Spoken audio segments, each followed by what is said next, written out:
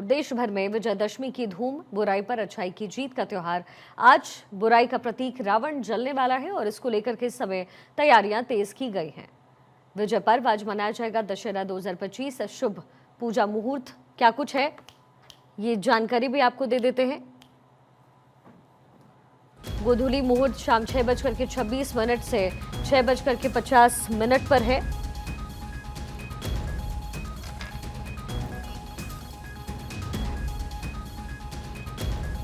आज बुराई का जो प्रतीक है रावण, उसे जलाया जाता है। देश भर में विजयदशमी की धूम है। बुराई पर अच्छाई की जीत का आज त्योहार मनाया जाता है। आज बुराई का प्रतीक रावण जलाया जाता है और ये पर्व धूमधाम से पूरे देश में मनाया जाता है।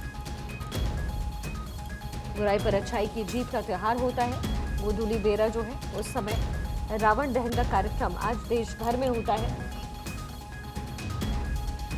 विजयदशमी की आज देश भर में धूम और हर तरफ रावण जलाया जाता है। ये जो तस्वीरें हैं वो अलग अलग जगह से इस समय मिल रही हैं। जो गोधूली मुहूर्त है वो शाम 6:26 से 6:50 तक रहने वाला है। दशहरा 2025 पूजा विधि, भगवान राम का जलाभिषेक करना चाहिए। सबसे पहले धूप दीप और अगरबत्ती जलानी चाहिए। पीले फूल भगवान राम को अर्पित करने चाहिए। पीला चंदन भी श्री राम को चढ़ाना चाहिए। भगवान राम के मंत्रों का जप करना चाहिए। भोग में तुलसी के पत्ते भी अवश्य अर्पित आप करें। श्री राम जी की आरती का पाठ करना जरूरी होता है।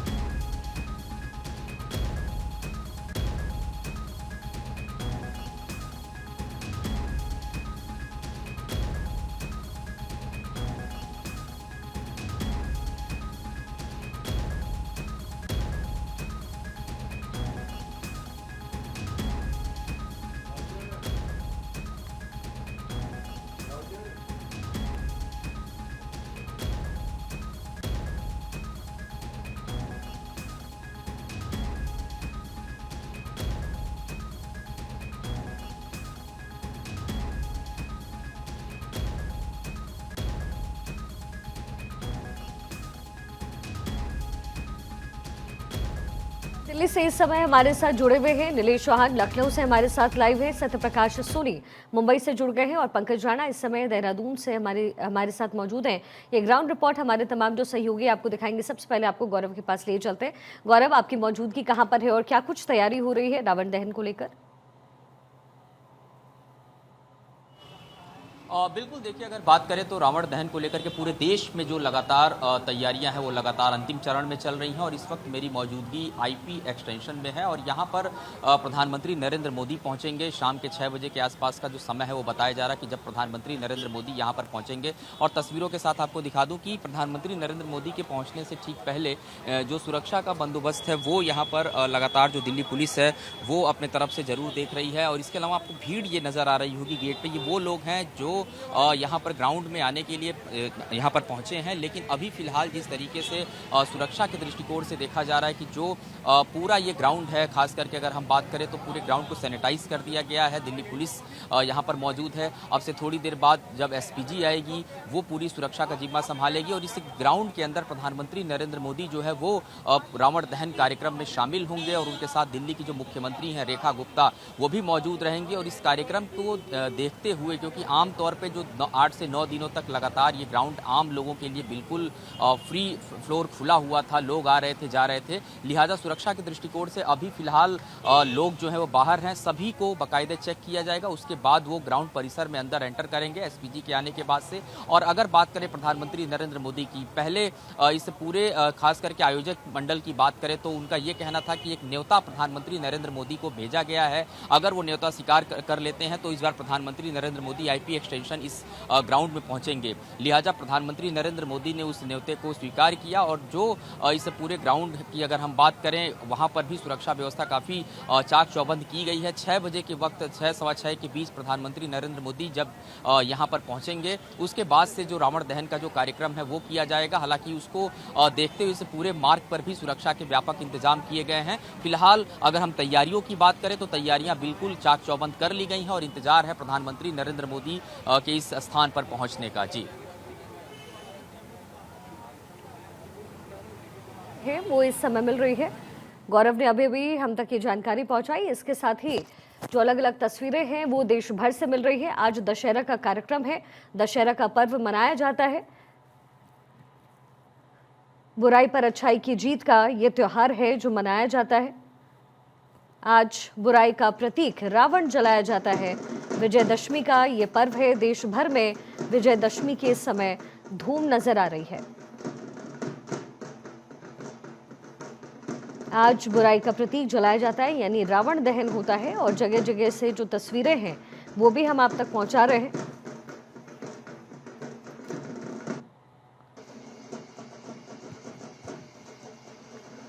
आज विजयदशमी का पर्व देश भर में मनाया जा रहा है।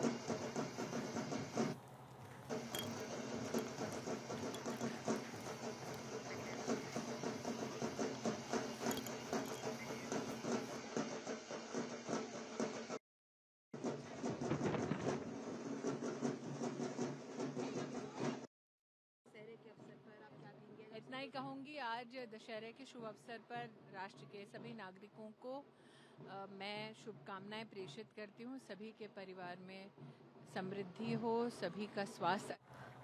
नीलेश चौहान लखनऊ से इस समय हमारे साथ कनेक्टेड है। नीलेश, आपकी मौजूदगी कहां पर है और क्या तस्वीरें, क्या कुछ तैयारी है, जरा दर्शकों को दिखाएं। देखिए, बिल्कुल मेरी मौजूदगी इस समय लखनऊ के ऐतिहासिक रामलीला मैदान में है और इस रामलीला मैदान की अगर हम बात करें तो 500 साल पहले गोस्वामी तुलसीदास ने सबसे पहले रामायण के जो अलग अलग खंड थे उसका मंचन इसी रामलीला मैदान से शुरू किया था, जिसके बाद देश भर में रामलीला का आयोजन शुरू हुआ। ये वही ऐतिहासिक मैदान है जहां सबसे पहले रामलीला का आयोजन गोस्वामी तुलसीदास के द्वारा किया गया था। करीब 500 साल पहले जो है यहाँ पर रामलीला का आयोजन किया गया था। तस्वीरें हम आपको दिखाएंगे कि शाम होते होते यहाँ पर लोगों की भारी भीड़ होगी, क्योंकि इस रामलीला मैदान के दर्शकों की अगर अंदर आने की क्षमता की बात करें तो 12,000 के करीब अनुमान लगाया जा रहा है कि 12,000 के करीब जो दर्शक हैं वो यहाँ पर पहुंचेंगे। और सबसे बड़ी बात है कि लखनऊ जो गंगा जमुनी तहजीब के लिए जाना जाता है, तो उस तहजीब को भी आपको रामलीला के दौरान देखने को मिलेगा, क्योंकि जहाँ पर ये रामलीला मैदान है ठीक उसके सामने ईदगाह है जो कि ऐतिहासिक ईदगाह मैदान है। तो दोनों ही आमने सामने हैं, लेकिन उसके बावजूद हिंदू मुस्लिम एकता की मिसाल यहाँ पर देखने को मिलती है। दोनों ही समुदाय के लोग जो है यहाँ पर रामलीला को देखने के लिए पहुँचते हैं। देख सकते हैं कि कुर्सियाँ बेतरतीब तरीके से लगा दी गई हैं और जैसे जैसे सूरज ढलेगा वैसे वैसे लोगों को पहुँचना यहाँ पर शुरू हो जाएगा। और आज अगर हम बात करें तो रामलीला के मंचन में जो कलाकार हैं वो देश भर से यहाँ पर पहुँचे हैं। अलग अलग जगहों से कलाकार यहाँ पर रामलीला में प्रतिभाग करते हैं। और शाम के समय की अगर बात करें तो राज्यसभा सांसद दिनेश शर्मा के पहुंचने की पूरी संभावना है। उसके अलावा दोनों डिप्टी सीएम केशव प्रसाद मौर्य और ब्रजेश पाठक को भी निमंत्रण भेजा गया है, वो भी पहुंचेंगे। और ठीक सामने अपने सहयोगी रोशन से कहूंगा, ठीक सामने जो आपको खुला मैदान दिखाई दे रहा है इसी जगह पर रावण का दहन होगा। और लखनऊ के रावण दहन की अगर हम बात करें तो 65 फीट का रावण बनाया गया है। और सबसे अलग बात यह है कि हर बार यहाँ पर रावण दहन की थीम होती है, यानी कि अलग अलग साल पर अलग अलग रावण की थीम होती है। जिस तरीके से हमने ऑपरेशन सिंदूर चलाया, आतंकियों का जो है सर्वनाश किया गया, तो कहीं ना कहीं इस बार उम्मीद जताई जा रही है कि आतंकियों के ऊपर आधारित ये इस बार के रावण दहन की थीम होने वाली है। उसके अलावा सामने आप देख सकते हैं कि विशालकाय मंच है, जो ये परमानेंट मंच है यहाँ पर रामलीला मैदान में। और इसकी खूबसूरती आप देखिए कि भगवान श्री राम का जो धनुष था ठीक उसी धनुष के आकार में इस मंच को तैयार किया गया है और जिस पर लिखा भी गया कि तुलसी रंगमंच, यानी कि गोस्वामी तुलसीदास ने ही सबसे पहले जो है रामलीला का मंचन शुरू कराया था। उसकी उन्हीं के नाम पर यहाँ पर इस मंच को नाम दिया गया है। हालांकि आपको पीछे कुछ आवाजें सुनाई दे रही होंगी, जो कलाकार हैं वो प्रैक्टिस कर रहे हैं, क्योंकि शाम के समय जब रामलीला शुरू होगी तो उस समय की अगर बात करें तो 1.5 घंटे यहां पर आतिशबाजी भी होगी, क्योंकि जब आतिशबाजी होती है तो यहाँ पर आतिशबाजी का कंपटीशन भी देखने को मिलता है। जो जितनी अच्छी आतिशबाजी करता है उसको उतना ही अच्छा पुरस्कार भी यहाँ रामलीला समिति की तरफ से दिया जाता है। तो अपने आप में लखनऊ की रामलीला ऐतिहासिक है, क्योंकि इसी जगह से देश भर में रामलीला का जो आयोजन होता है यहीं से उसका शुभारंभ हुआ था, क्योंकि गोस्वामी तुलसीदास ने सबसे पहले इसी ऐतिहासिक मैदान से रामलीला का मंचन जो आज दुनिया भर में होता है यहीं से शुरुआत की थी। चलिए ठीक है, पंकज राणा देहरादून से कनेक्टेड है। पंकज, जरा भी तस्वीरें दिखाइए, क्या तैयारी है और हर साल यहाँ पर किस तरीके से सेलिब्रेट किया जाता है? बिल्कुल, देखिए मैं इस वक्त देहरादून के परेड ग्राउंड में मौजूद है। पिछले 78 सालों से देहरादून के परेड ग्राउंड में बन्नू बिरादरी जो दशहरा कमेटी है वो इस मेले का आयोजन करती है। यहाँ राज्यपाल, मुख्यमंत्री और तमाम जो बड़े नेता हैं वो मौजूद रहते हैं। सबसे पहले मैं रावण के पुतले को दर्शकों को दिखाता हूँ। भारत 24 पे जो रावण का पुतला है, ये दशहरा कमेटी द्वारा इस बार 121 फीट का रावण का पुतला बनाया गया है। ये अब तक उत्तराखंड में ऐतिहासिक पुतला है जो इतना बड़ा पुतला बनाया गया है। इनके अगल बगल में आपको मेघनाथ और कुंभकर्ण के पुतले भी नजर आ रहे होंगे। अब कुछ देर का इंतजार है जब जो अच्छाई पर जो बुराई पर जो अच्छाई की जीत का पर्व है दशहरा, उसको लेकर जो हम अपनी बुराइयों को छोड़ते हैं उसके साथ ही रावण दहन किया जाएगा। और इस साइड आप देखेंगे तो ये लंका का यहाँ निर्माण किया गया है, लंका बनाई गई है, हनुमान इस लंका का दहन करेंगे और ये तमाम दृश्य यहाँ पर मौजूद रहेंगे। और सुरक्षा की अगर मैं बात करूं तो देखिए सुरक्षा के मद्देनजर यहाँ आपको नजर आएगा हर तरफ बैरिकेडिंग लगाई गई है, सुरक्षा के पुख्ता इंतजाम किए गए हैं, क्योंकि ये देहरादून नहीं उत्तराखंड का ही एक ऐतिहासिक परेड ग्राउंड है और यहाँ पर हर साल ये मेला आयोजन किया जाता है। इसमें वीआईपी के तौर पर मुख्यमंत्री रहते हैं, राज्यपाल रहते हैं, इसलिए सुरक्षा के भी कड़े इंतजाम किए गए हैं। दर्शकों के आने का सिलसिला शुरू हो गया है। धूप है उसके बावजूद भी बड़ी संख्या में देखिए दर्शक लगातार पहुंच रहे हैं, गेट खुलने का इंतजार कर रहे हैं बड़ी संख्या में। दूसरा साइड जो बैरिकेडिंग आपको नजर आ रही होगी वहां पर बड़ी संख्या में लोग खड़े हुए हैं, उनको भी इंतजार है कि रामलीला का जब मंचन है यहाँ पर किया जाएगा। इस साइड आप देखेंगे तो ये मंच है जहां पर मुख्यमंत्री पुष्कर सिंह धामी, राज्यपाल गुरमीत सिंह और जो स्थानीय विधायक है वो मौजूद रहेंगे। मंच पर कुछ जो चुनिंदा लोग हैं, वीआईपी लोग हैं, उनको यहाँ पर बैठाया जाएगा। मुख्यमंत्री यहाँ एक लोगों को भाषण भी देंगे और वो किस तरह से राम ने रावण पर विजय प्राप्त की थी, क्या अपने जीवन में उसको अपनाना चाहिए, और तमाम चीजें यहाँ अब आज इस मंचन के दौरान नजर आएंगी। सबसे बड़ी बात है कि रावण के पुतले को लेकर एक आकर्षण का केंद्र बना हुआ है और यहाँ पर विशेष रूप से इस बार जो रावण का पुतला बनाया गया है, 121 फीट का रावण का पुतला बनाया गया है। ये इस बार पहले हमेशा जब होता था तो कागज का जो कलर के जो कागज होते थे उनसे इसका निर्माण किया था, लेकिन इस बार कमेटी ने कपड़े के माध्यम से ये बना है, क्योंकि उत्तराखंड में बारिश का सिलसिला लगातार जारी है और बारिश हो जाने के बाद भीग ना जाए, पेपर गल ना जाए, इसलिए इस बार कपड़ा इसको कपड़े के माध्यम से निर्मित किया गया है। इसके साथ साथ ही शाम को जब 6:30 बजे का वक्त होगा तो 6:30 बजे यहाँ पर बड़ी आतिशबाजी की जाती है। हर साल बड़ी आतिशबाजी यहाँ होती है, इसलिए जो कमेटी है दशहरा कमेटी वो इसका इंतजाम कर रही है कि किस तरह से हम आतिशबाजी करेंगे, क्या सुरक्षा मानक रखे जाने हैं, उसमें कई तरह की चीजों की व्यवस्थाएं की जा रही है। पुलिस फोर्स को आप देखिए, मैं दिखा दूं इधर पुलिस के जो तमाम जवान है वो मुस्तैद हो गए हैं। बड़ी संख्या में यहाँ लोग पहुंचेंगे, लगभग 10,000 लोगों की कैपेसिटी इस ग्राउंड की है और बड़ी संख्या में पूरे राजधानी से लोग यहाँ आते हैं। तो जो पुलिसकर्मी हैं उनकी ड्यूटी यहाँ लगाई जा रही है, किसको कहाँ तैनात रखा जाना है। मुख्यमंत्री रहेंगे तो वीआईपी मूवमेंट है, इस हिसाब से भी तमाम लोगों को यहाँ पर चौकन्ना रहना है, पुलिस को व्यवस्थित रखना है। तो सभी तरह से यहाँ व्यवस्थाएं चाक चौबंद की जा रही है। पुलिस के अधिकारी यहाँ पहुंच गए हैं, 4 गेट यहाँ बनाए गए हैं, चारों गेटों से यहाँ पर लोगों की वीआईपी और तमाम जो स्थानीय लोग हैं उनकी एंट्री की जाएगी। हर तरह से अगर देखा जाए तो व्यवस्थाएं चाक चौबंद की गई है। एक तरह से माहौल तैयार किया गया है उत्तराखंड में, क्योंकि उत्तराखंड को देवभूमि कहा जाता है और जब श्री राम का जिक्र आता है तो यहां से हर तरह की चीजें निकलकर पूरी दुनिया में जाती हैं, पूरे देश में जाती हैं। इसीलिए यहां पर आपको नजर आ रहा होगा कि पूरी तरह से व्यवस्थाएं चाक चौबंद की गई हैं। जो रावण के पुतले जहां बनाए गए हैं उसके देखिए 20 से 30 फीट की दूरी तक बैरिकेडिंग लगाई गई है ताकि कोई अनजान व्यक्ति उस साइड ना जाए, कोई अनहोनी ना हो, इसलिए यहां पर पूरी व्यवस्था की गई है। रावण के पुतले का जब दहन यहाँ किया जाएगा तो एक फायर ब्रिगेड की गाड़ी भी यहाँ मंगाई गई है, क्योंकि ऊंचाई काफी ज्यादा है रावण के पुतले की, तो तमाम चीजें यहाँ व्यवस्थित की जा रही है। जी चलिए ठीक है, सत्यप्रकाश सोनी मुंबई से हमारे साथ कनेक्टेड है। सत्यप्रकाश, मुंबई में भी विजयदशमी के दिन खूब हर्षोल्लास होता है और यहाँ भी सेलिब्रेशन बहुत भव्य तरीके से होता है। आपकी मौजूदगी कहाँ है और वहाँ पर क्या तस्वीर है? बिल्कुल, देखिए मुंबई में दशहरा मेला और दशहरा महोत्सव मनाया जाता है। खासकर उत्तर मुंबई में 1 नौ जो है विजयदशमी मनाई जाती है, जिसमें रावण दहन किया जाता है। पूरे मुंबई की अगर बात करें तो 3 ऐसे लोकेशन है जो पूरे मुंबई में रावण दहन किया जाता है। इस वक्त मैं जहां मौजूद है वो संसदीय क्षेत्र केंद्रीय मंत्री पीयूष गोयल का आता है, जहां से सांसद पीयूष गोयल है। देर शाम केंद्रीय मंत्री पीयूष गोयल भी यहां आ सकते हैं।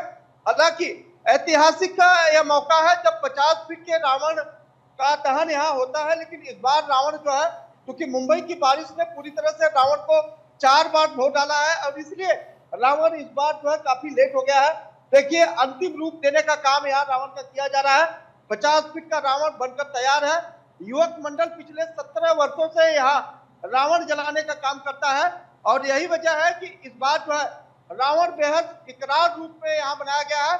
संदेश वही है कि जिस तरह से भ्रष्टाचारी रावण को हम जलाते हैं, दुराचारी रावण को हम जलाते हैं, इस बार मुंबई, उत्तर मुंबई में जो है भ्रष्टाचारी रावण को जलाया जाएगा। रावण को बनाने में विलंब की हुआ वो तस्वीरें हम आपको दिखाएंगे, लेकिन यहाँ पर पूरी तरह से मंच बनकर तैयार हो रहा है जहाँ पर तमाम नेता आएंगे। खासकर ये पूरा जो कार्यक्रम है वो पूर्व सांसद जनसेवक गोपाल शेट्टी के मार्गदर्शन में किया जाता है। 17 वर्षों से जो इसका नेतृत्व कर रहा है वो गणेश बारे जी है, जो युवक मंडल के अध्यक्ष हैं और उन्हीं के नेतृत्व में आज जो है केंद्रीय मंत्री पीयूष गोयल के क्षेत्रीय संसदीय क्षेत्र में रावण जलाए। सर, इस बार लेट क्यों हो गया?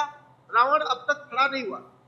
ऐसा है कि मुंबई में बारिश आज सुबह तक भी हो रही थी और अभी भी हमको अंदेशा है कि बारिश हो जाए, अगर खड़ा होने के बाद फिर हम उसको प्रोटेक्ट नहीं कर पाएंगे। 2 बार ऑलरेडी रावण जो बना था वो पूरी तरह से नष्ट खराब हो गया, तो हम चाहते हैं कि उसका जो जलाने की विधि है उसके पहले हम उसको खड़ा करें ताकि सब बच्चे लोग आए।